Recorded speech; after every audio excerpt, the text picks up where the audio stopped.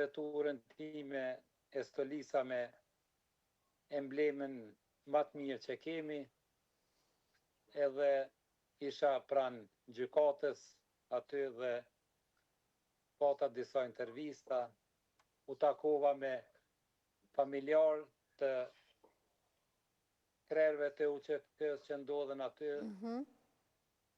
dhe pata pak emocione, se isha gjatë tërë ditës një seancë aty, edhe nga fundi i seancës, kur të gjithë ishim jashtë, edhe erdhen edhe policia e Holandës aty, duke shikuar edhe ju tregova se ne jena mbështetës të krerëve tanë aty.